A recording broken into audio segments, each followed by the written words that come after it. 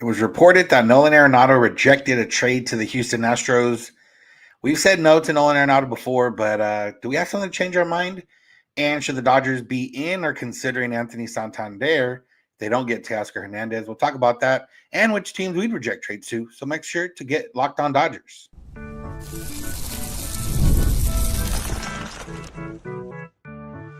You are Locked On Dodgers, your daily Los Angeles Dodgers podcast. Part of the Locked On Podcast Network, your team every day.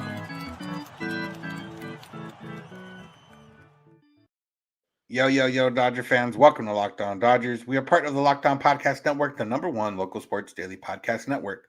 Locked On, your team every day. Today's episode is brought to you by the College Football Playoffs. The College Football Playoff is here. You don't want to miss a moment of the action. The College Football Playoff presented by Allstate begins with 4 first-round games, December 20 and 21st on ESPN, ABC, TNT, and Max. This is the daily podcast covering the World Series champion Los Angeles Dodgers, bringing you the smart fans' perspective on our boys in blue. You can find us wherever you find podcasts and on YouTube. And you can become an everydayer by listening and watching every day, which can be made easier by subscribing to get notified when our episodes are ready or when we're going live on YouTube like we are here on Wednesday night. If this is your first time listening or watching, welcome. I'm Samperio. That's Jeff Snider. And we are both lifelong Dodger fans. And we have been doing this podcast here going into our 7th season. We've been covering the Dodgers going into our 11th season. So a lot of Dodger coverage, a lot of Dodger talk, a lot of Dodger watching, and a lot of Dodger scenarios that we get to make up or see other people make up and get to talk about. And that's what we're going to get into today. That kind of starts with the reports that Nolan Arenado exercised his no trade clause and would not like to be traded to the Houston Astros. Some of the other reports said that it wasn't necessarily maybe the Astros. It was just this early in the offseason. He wanted to keep his options open. I'd like to think that for whatever reason, he wouldn't want to go to the Astros just because, and that obviously he still wants to be a Dodger. And we've talked multiple times about him being a Dodger before, but there was maybe a new approach to Nolan Arenado to the Dodgers, and Jeff's going to talk about that. Yeah, Mike Petriello, who knows his stuff, he threw out a scenario where it could be a fit for the Dodgers if they turn Max Muncy into kind of a guy who plays all the positions he's played. If you have Arenado as your third baseman, Freddie Freeman as your first baseman, and Shohei Ohtani as your DH, but you start Muncy 1 or 2 times a week in each of those spots to give those guys breaks. Basically, if you do the math, if you figure about 6 games a week, or for every 6 games, if Muncy's getting 4.5 starts, 4 starts 1 week, 5 starts another week, that means that all 4 of those guys end up playing 75% of the games. So that would end up being about 120 games each. For me, it's one of those things that makes sense on paper. And yeah, Freddie Freeman probably could use more days off in 2025 than he's had in previous years. Nolan Arenado, sure, he could definitely use some days off.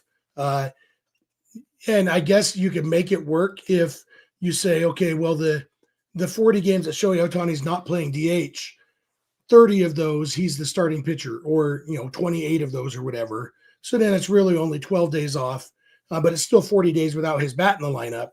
That was kind of what Mike Petriello threw out there as a plausible scenario for the Dodgers.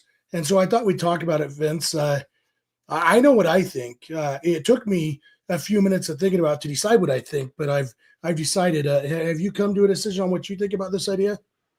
Yeah, I'm still out on it, but it's hard because you obviously don't want to see Freddie or Shohei be out of the lineup that often. Nolan Arenado being out of the lineup that often. If that was the case, wouldn't maybe be the worst thing unless he finds the magic of a few years ago.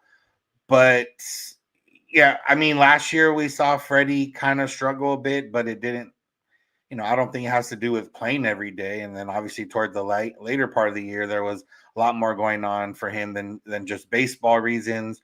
Ohtani, you really don't want to, see him out. But I guess in the grand scheme of things, if they're all going to play in October and whoever's the best will play at that time, whoever's best hitting, which is, for sure Freddie and Ohtani, and then, between Muncy and Arenado, they'll figure something out.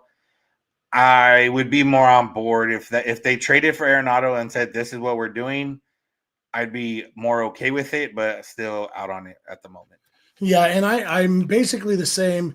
I'd be more inclined to make it more of a, if they for some reason did this, rather than splitting the time equally among those four guys, giving Freddie and Shohei the bulk of those starts, and so not quite a strict platoon between Muncy and Arenado, but basically they're splitting time at third base, and then each of them getting some starts at first and some starts at DH, but still keeping, Ohtani's batting the lineup for 145 games, and Freddie's batting the lineup for 140 games. Then you've got, so that's what, 17 plus 22 is 39. So if you figure that Arenado and Muncy are each playing 81 games at third base, obviously Arenado would get all the starts against lefties, et cetera, et cetera. They're each playing 39 games or 81 games at first base, splitting the other 39. Those guys end up playing, about 120 games, but you're getting more games for the bigger bats. I could see something like that. Another thing that I saw thrown out was, that's a good point that Matty Man throws in there in the chat that maybe we ought to talk about now. One of the reports we saw in this proposed trade to the Astros was that the Cardinals were going to throw in, I think it was $15 million. And right now, Arenado is owed $74 million, but the Rockies are already paying $10 million of that over the next 3 years. So it's $64 million. If the Cardinals threw in $15 to $20 million, that suddenly gets Arenado's salary down, right around where Muncy's is basically. At that point, you're at Michael Conforto territory. Michael Conforto might be a part-time player. We'll see what the Dodgers do with the rest of their outfield. Maybe not 3 days a week, but again, this would be more like 4 days a week for each of those guys because they're getting an occasional start at other spots. But that's something.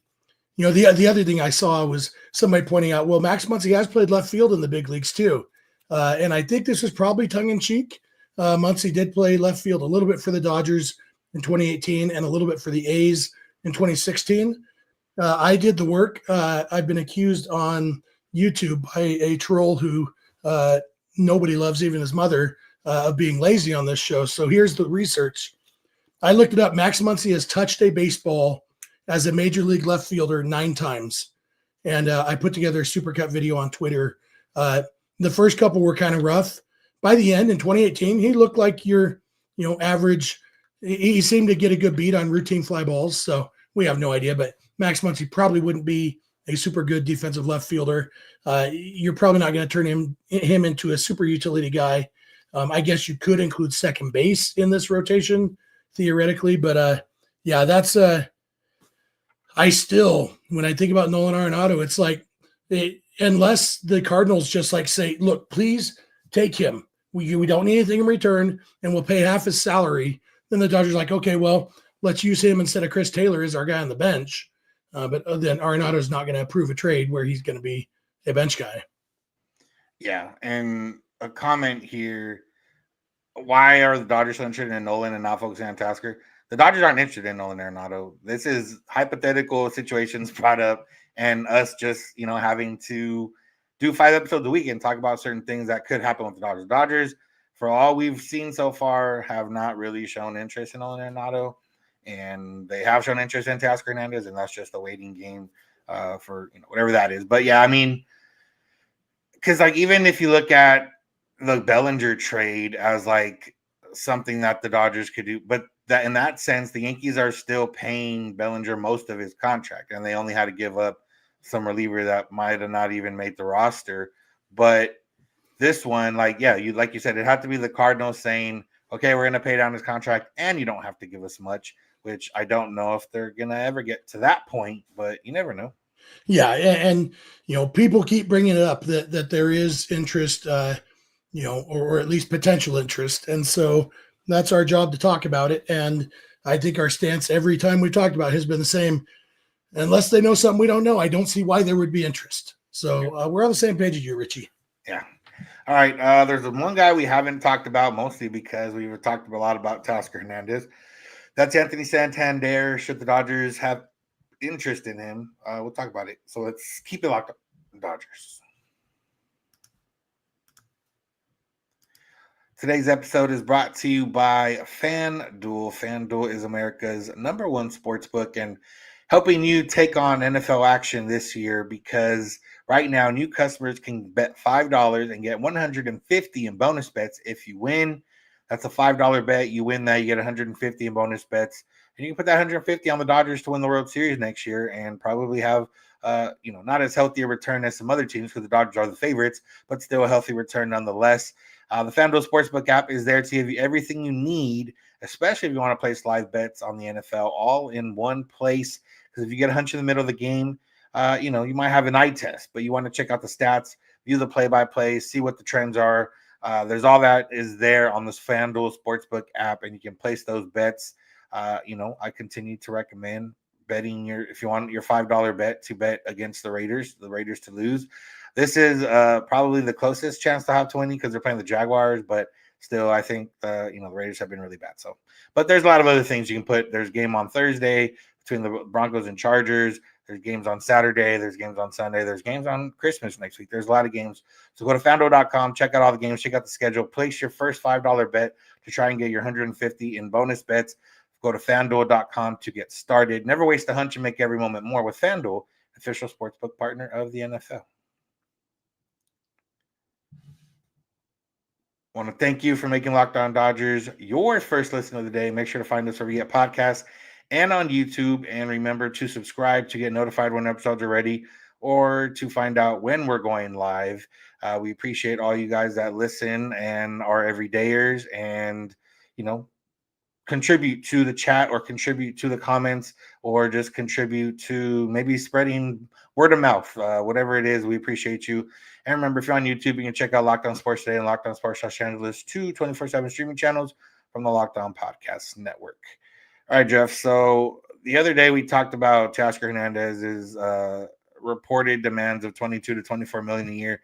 In that same article from Mark Feinsand, he also talked about Anthony Santander and who was interested in him.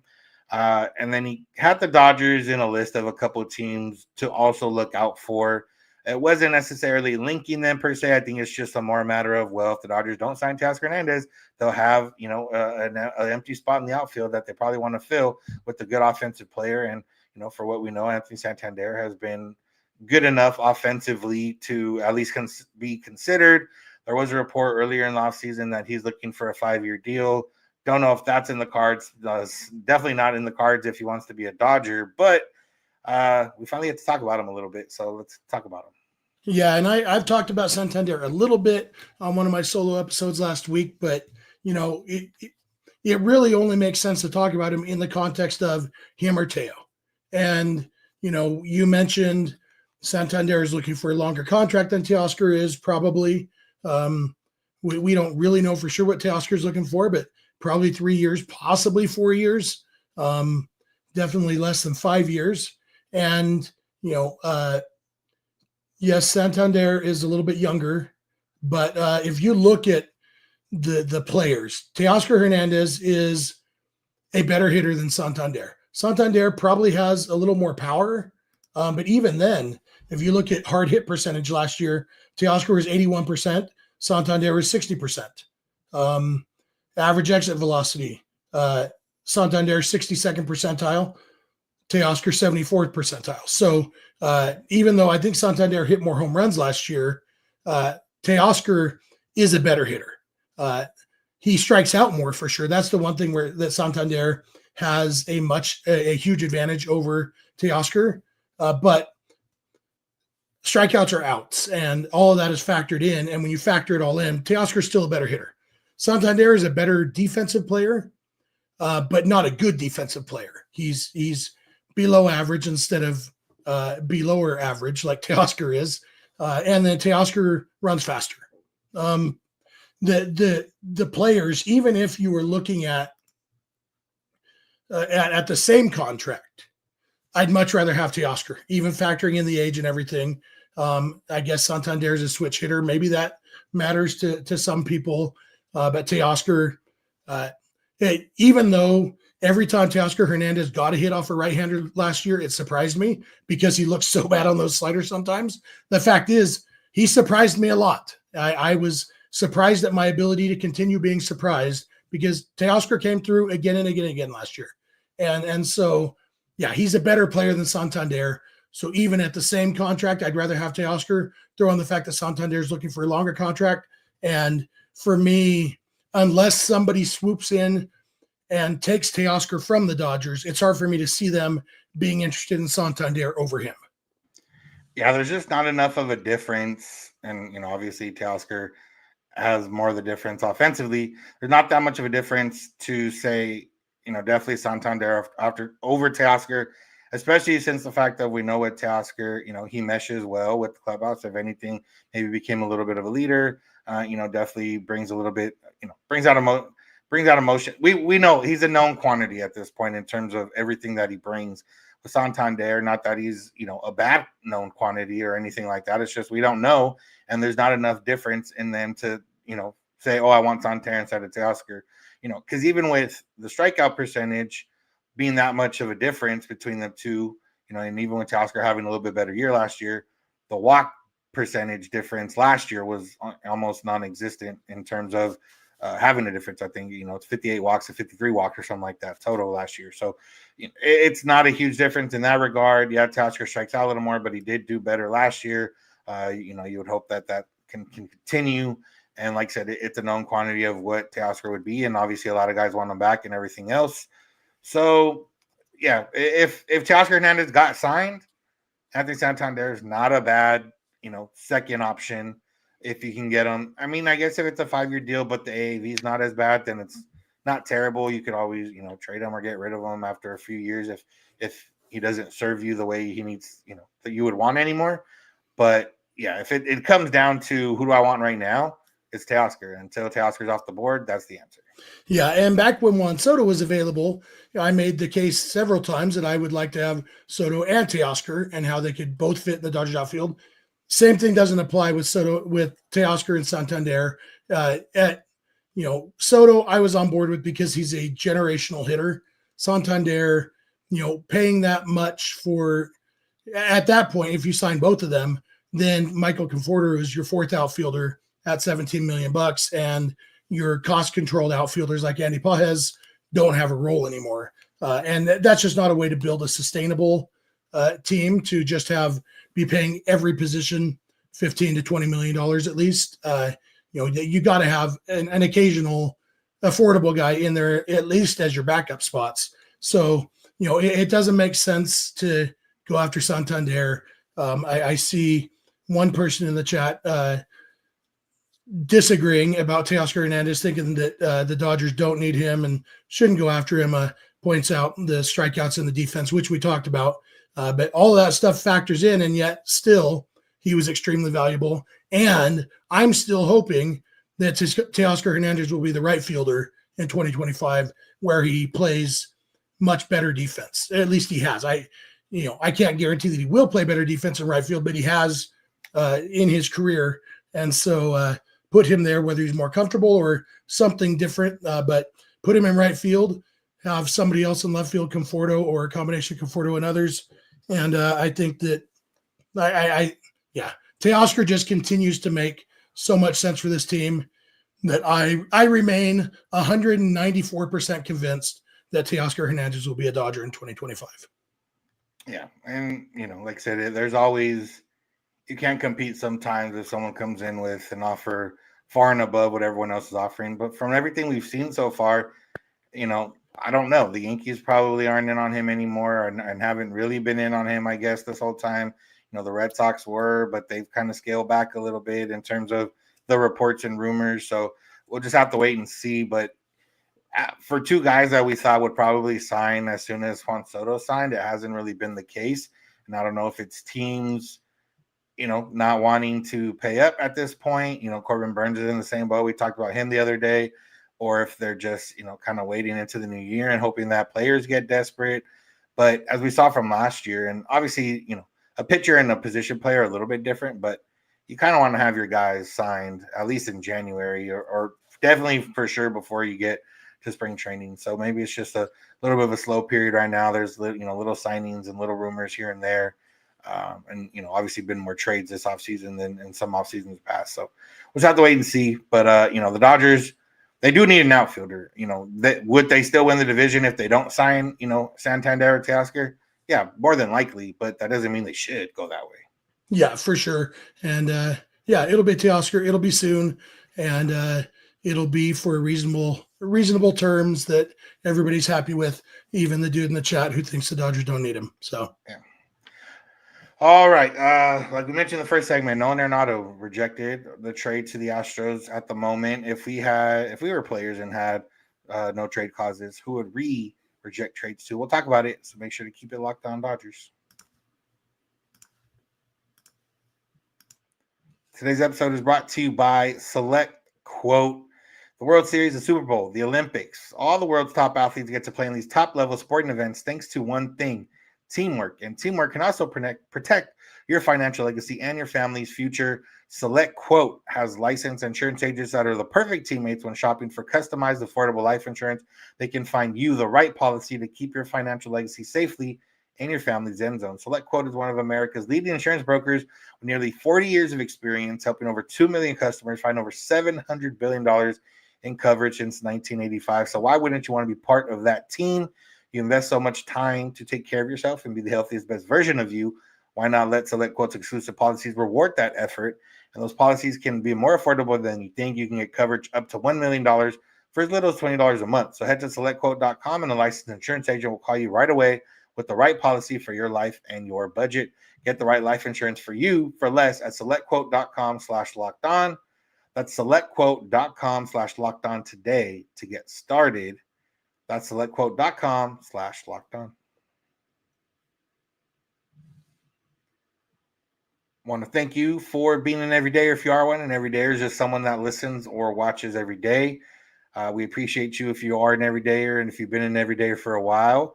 One part of being an everydayer that you can add on top of is becoming a Locked On Dodgers insider. You can be an everydayer and an insider. If you go to joinsubtext.com/LockedOnDodgers, you get text directly from us with any, Dodger updates, rumors, thoughts, and, letting you know when we're going to go live, if we're going live on YouTube. So make sure you go to joinsubtext.com/LockedOnDodgers.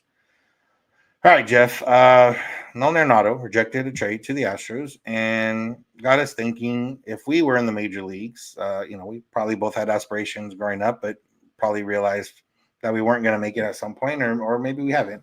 But either way, if we were in the major leagues and we had no trade clauses and we were on the Dodgers, or I guess we can say we were on the Dodgers, and they for some reason wanted to trade us, for whatever reason, what team would we not want to be traded to? And, we'll just kind of go back and forth with some teams that we wouldn't want to be traded to.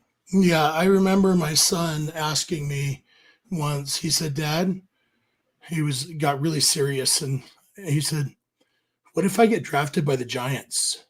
And, we had a good talk. It's the same son who once, when we were leaving Dodgers Fan Fest, he told me, Dad, I love you so much. I'd love you even if you played for the Giants. And I made him get out of the car and walk home.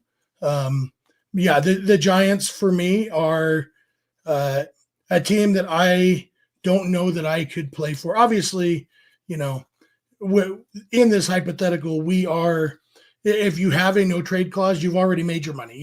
You're not a player. If you're trying to make it, you're going to play for whoever wants you. But if you have the money like Arenado does and you have the leverage, there's no way that I would choose, if I didn't desperately need the money, to wear orange and black in San Francisco. It's just gross.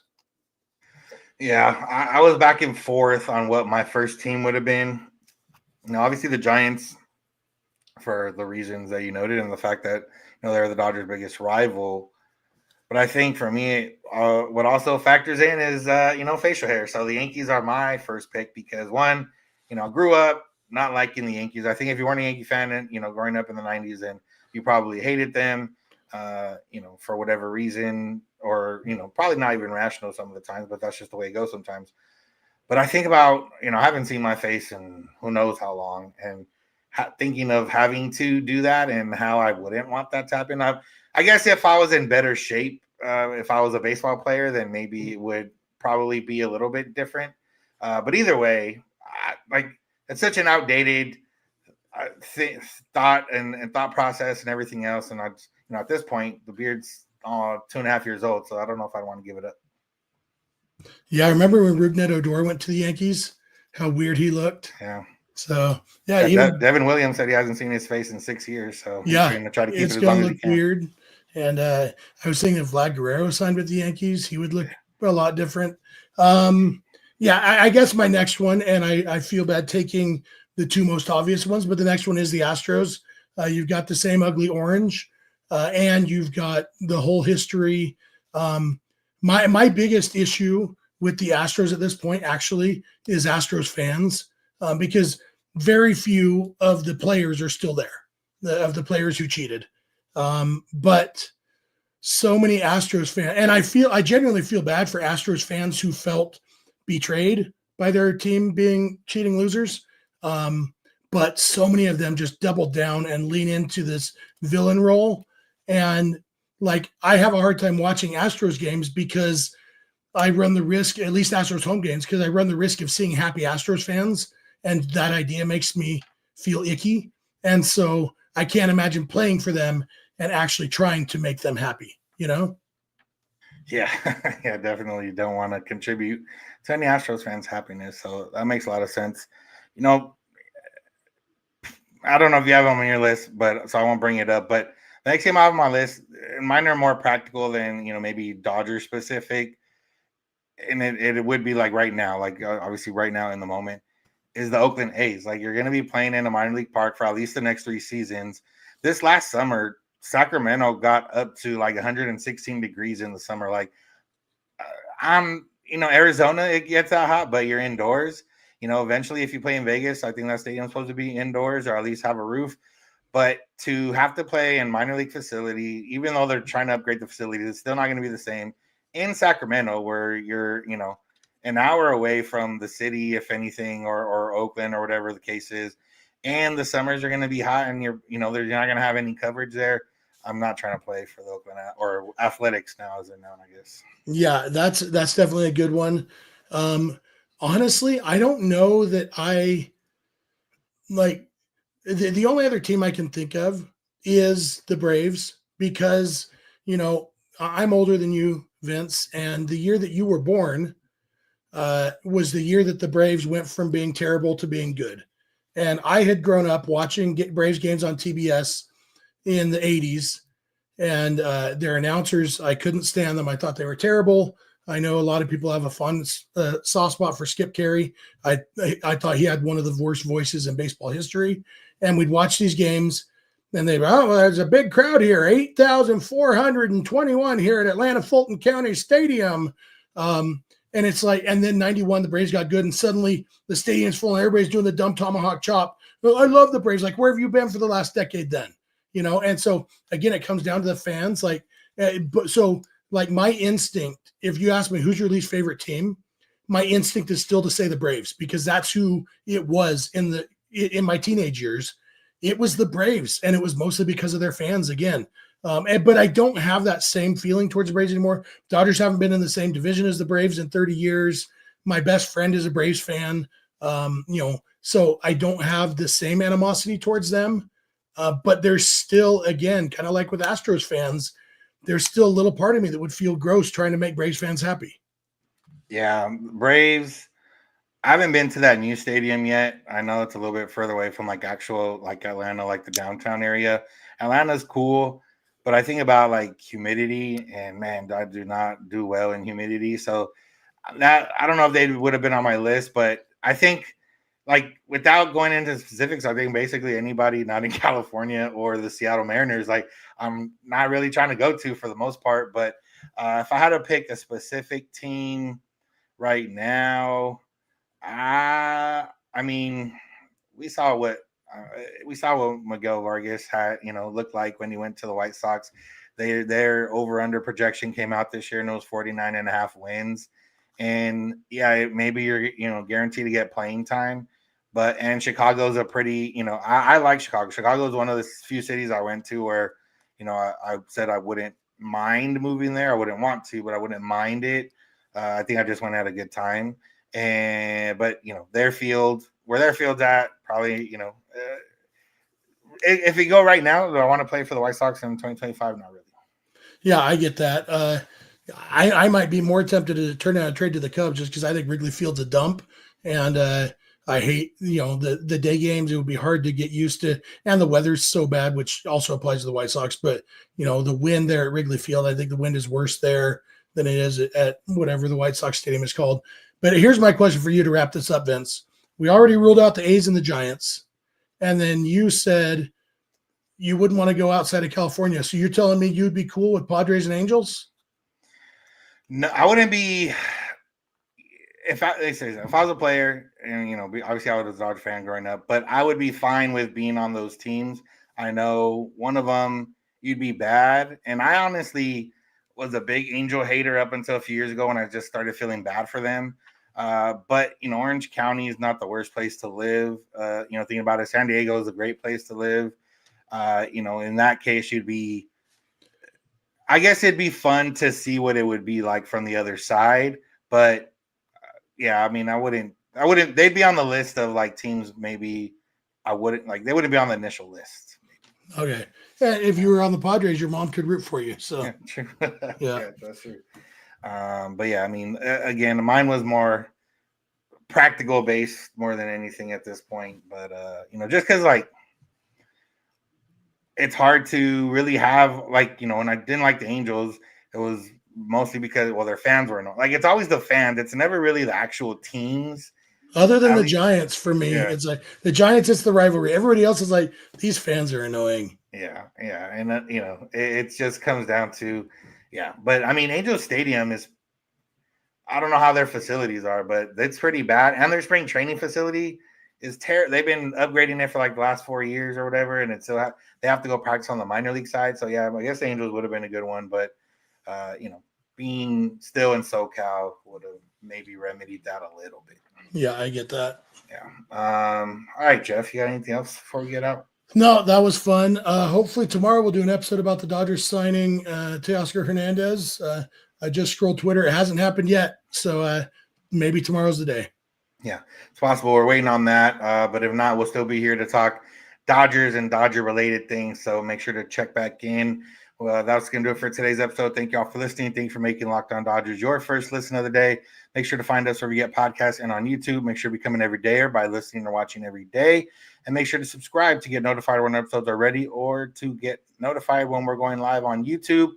You can go check out Locked On Sports Today and Locked On Sports Los Angeles on YouTube. Those are two 24/7 streaming channels from the Locked On Podcast Network. You can go beyond the podcast, come on Locked On Dodgers Insider at joinsubtext.com/LockedOnDodgers. Get text directly from us, keeping you up to date with the Dodgers. But we're on social media, so you don't have to be. You can check us out on social media, Twitter, Instagram, and TikTok at Locked On Dodgers. Jeff is on Twitter at Snider. I'm at Vincent91. You can DM us any questions or comments there. You can also send those via email, lockedondodgers@gmail.com, or via voicemail text at 323-863-5625. We're here every weekday morning, and we hope you'll be here with us. When you get in your car or if you're at home, tell your smart device, play podcast, Locked On Dodgers. And remember, you don't have to agree. You just have to listen. Have a good one. We'll talk to you tomorrow.